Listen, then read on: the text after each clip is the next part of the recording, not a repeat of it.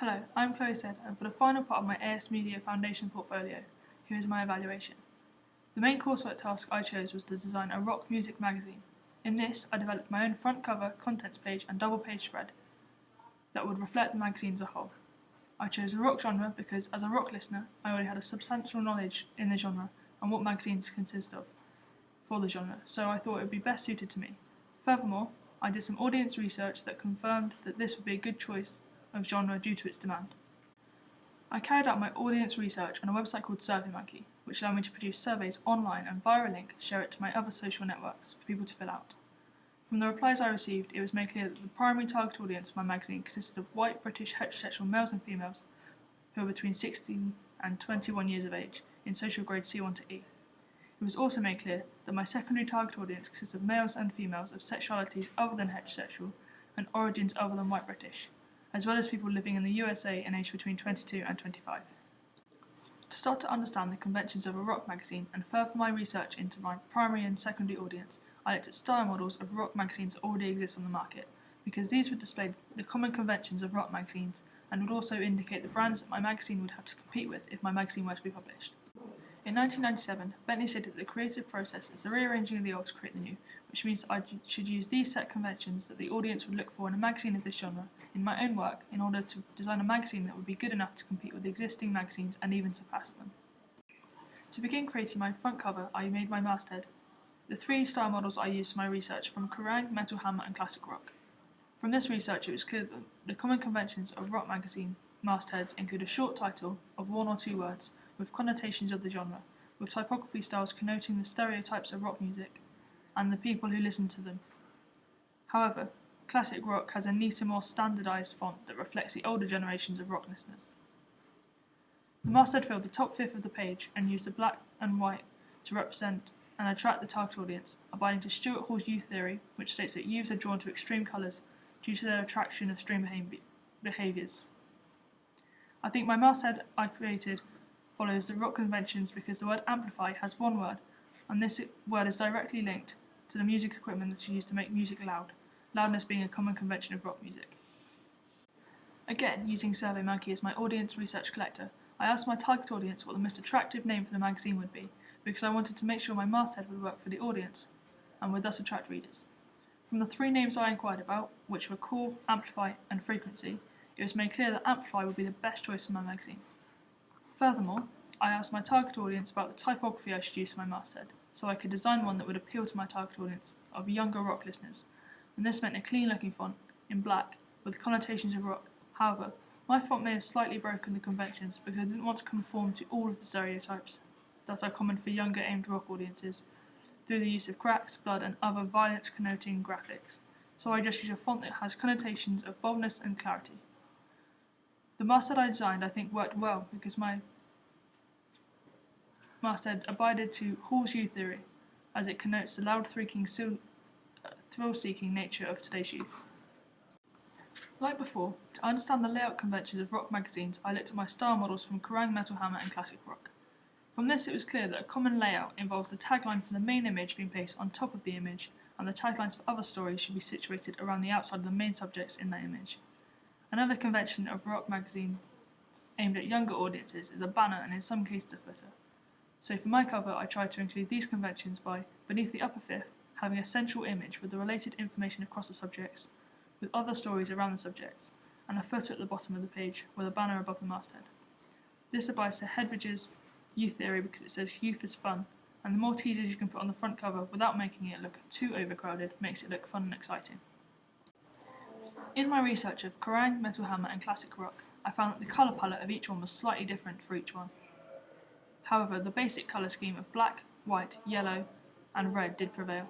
Because I wanted my magazine to stand out against the competition, I decided to mostly go against the domination of red on rock covers and use a palette of black, white, yellow, blue and purple. This allowed my product to look unique, and also these colours connote the ever-growing diversity of the rock genre, with all of its subgenres, making it one of the broadest music genres there is.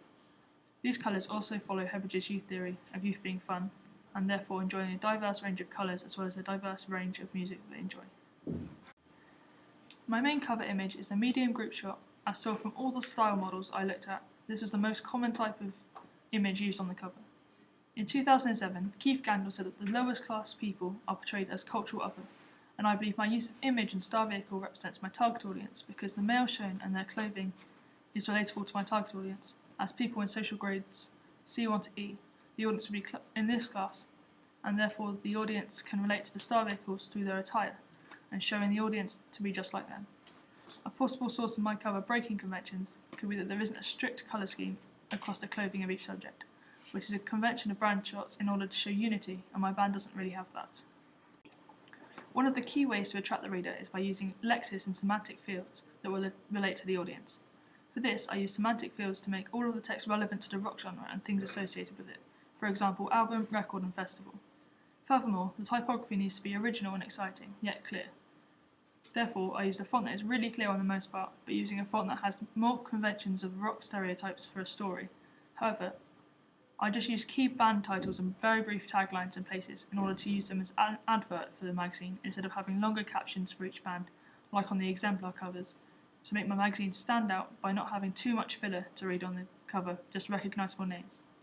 This accommodates the impatience of the youth, while being eager to skip through to the interesting articles within the magazine. Another convention of professional magazines was that they all had distribution information on them, including a barcode, price, and an issue number. Therefore, I made sure to put these on my product and followed these conventions of making it look smaller so that the information isn't visible, for one, avoiding distraction from the rest of the cover, and two, hiding the amount that the magazine costs in case this would be a factor in whether the customer would buy it or not. On my cover, I think the typography, inversion, and masthead looks professional because the masthead uses a clear and slightly unique font. The inversion makes text stand out in a way that relates to the rock genre, and the typography as a whole, with its clarity on the most part, with more genre-suited fonts in specific places, makes the magazine look like a magazine that would be made by a professional. I think that I can improve my cover by adding more images to fill it up a bit more and use more obvious visuals to attract the audience, instead of having them read for the information. Using style models to aid my creative production for my contents page highlighted that there are key conventions used on contents pages.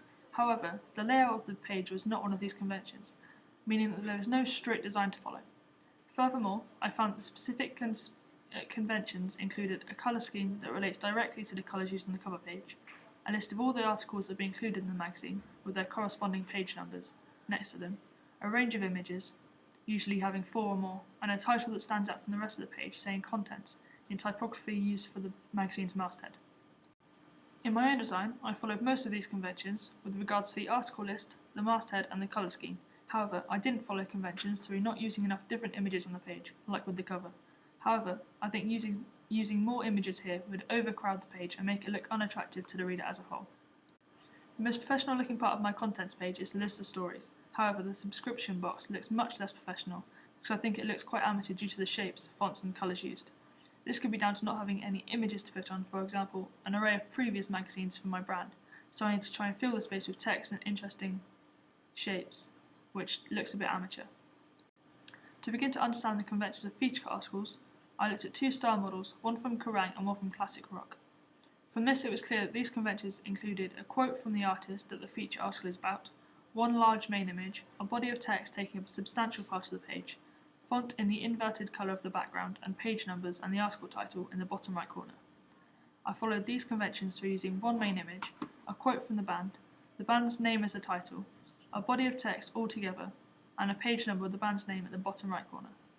These features reflect the target audience because there isn't too much text scattered around, making it look too overcrowded and unattractive, and the information in the bottom right corner allows the reader to flick through the pages in the magazine and easily locate the picture. Something I did that could be opposing the usual conventions is using an interview-style bar to assist my review article. This allows the audience to get to know the band members as well as the band as a whole, which, in my audience research, said they would like. In my opinion, the text on my feature article looks professional, but I would change the colour of the image from black and white to colour as it doesn't fit the colour scheme of the rest of my print, and also it will make the feature look more interesting and exciting as a whole. IPC Media is the UK's leading consumer magazine publisher, reaching an audience of 26 million UK adults, around 2/3 of women and around 42% of men. It has 25 million users globally each month and is split into 3 publishing divisions.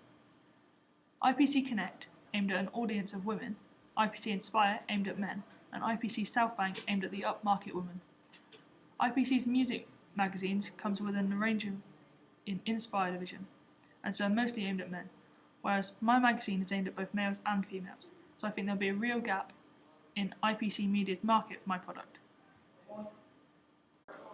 Within their collection of over 60 magazines, there are only 2 music magazines, and although one of these, Uncut, is focused on rock, and Enemy focuses on indie rock, with a mixture of other music, Uncut is targeted an audience who have grown up in the 60s and 70s and features a lot of classic rock. Enemy is a lot more mainstream in the niche market than my magazine fits into. So my magazine, being a contemporary rock magazine, targets an audience of around 16 to 25-year-olds. I think there is a gap in IPC's range for a magazine such as mine. IPC's main competitor is Bauer Media. However, this institution already distributes Kerrang! Magazine, and therefore it would be unlikely they would also distribute a similar magazine like my own. A technology that I use that I hadn't used before is Google's Blogger, which allowed me to store my portfolio digitally in one place, chronologically, to make access to my work a lot easier. Blogger has many useful functions that I have learnt to use, such as commenting on other people's posts, creating my own text posts, and uploading images to them. And in order to make my portfolio look more professional, I have learned to edit HTML in order to embed prezzies and YouTube videos into my posts. A slight downfall of Blogger is that it often decides to not save posts, and this results in loss of work, meaning we need to back up our work on a Word document, which makes Blogger slightly irritating to use at times and harder to access from different places. However, it does work well in producing an easy-to-access blog that features all of our work presented in an attractive way and allows many people to access the blog from anywhere across the world.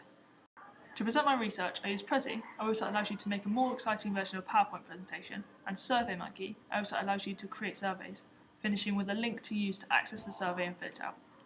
I use Prezi for my presentation to the class and in my portfolio in a Prezi about the different types of feature article in magazines, and SurveyMonkey aided me in my audience research, allowing me to ask questions to my target audience, having used both of these websites before. I found them easy to use, although I still learned more about their functions. The main pros of Prezi is that it can be shared across the internet through links and embedding into HTML, as I did with my portfolio, and it makes creating presentations a lot more fun than by using software such as PowerPoint. My main pros of SurveyMonkey were that it used the replies to my survey and clearly used graph and tables to convey my results.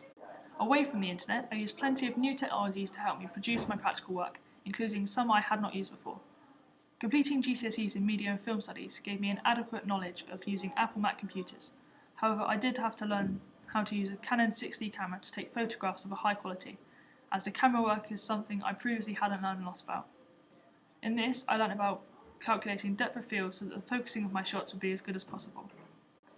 As well as a fair knowledge of Apple Macs, I already had a fair knowledge of Photoshop too, but I learned some new things about editing images that are, for example, under or overexposed and making them look as they should, using exposure and contrast settings in Photoshop. This enabled me to use a wider range of the photographs that were taken instead of just using the ones that look good from their capture. For my masthead, I used Illustrator, which is a program that I had never used before, so I learned a lot about its functions and how to create a unique masthead. I learned the basics of the effects that Illustrator allows you to use, for example making your text 3D, even though I didn't use this in my main practical work, but I could still learn more about all the different functions that the software has and how they change my text to make it look more professional. On completion of my practical work, I need to use my newly found photography knowledge into filming this evaluation. I learned how green screening allows you to put work behind the subject, and so I filmed myself against a blue screen to enable this. I set up the correct aperture and depth of field on the camera for the best quality film and found the best lighting. This happened to be the natural lighting of the classroom with just normal lights, as opposed to using more professional lighting equipment which made the film look too light. After filming, I imported my footage to iMovie so I could edit it. I had never used iMovie for editing before, so I learned a lot about putting images I wanted to sit behind me on the blue screen onto the project and setting its display time correctly to cover my speech. Then I experimented with the program in editing the footage, learning how to play the footage and cut pieces out of it before putting it onto the project and using the blue screen setting to put myself in front of the images. Finally, I learned how to add titles to make my evaluation look professional by adding the correct information from the start. There is still a lot that I can learn about iMovie because I only used the basic functions that needed in order to create my evaluation video, and therefore I didn't explore the range of functions available for creating different effects in my video. To put my evaluation onto the internet, and more specifically my blog, I shared it on YouTube because I already had a channel on this website, and so it'd be easy to upload and then embed into my blog. However, as it became clear, longer videos take a long time to process. In conclusion, in completing my coursework, technology has enabled me to create products of a high quality through the building of my knowledge and of the functions that different software has. Even though my prelim task was completed only a few months ago, it is very clear that I've made progress in creating more professional looking work that both fulfills the needs and the wants of the target audience. For my cover page, the photograph is clearer, better lighting, even though it's natural, and the colour palette works a lot better than the brighter palette used in the prelim. The Lexis is focused a lot more on attracting my audience than the prelim cover, and the typography is a lot nicer to look at. Furthermore, the masthead fills the whole way across the cover, whereas on my prelim it leaves too much blank space beside it, and the background's a lot more professional by the use of an image, as opposed to the radial gradient pattern I use in the prelim. Also, the mise-en-scène of the image opposes the colour scheme used for the rest of the cover, so I should have taken that into consideration and changed the colour palette. In terms of my contents page, my awareness for the correct layout to attract my target audience has developed, and use of a strict colour scheme has allowed my work to look more uniform and professional.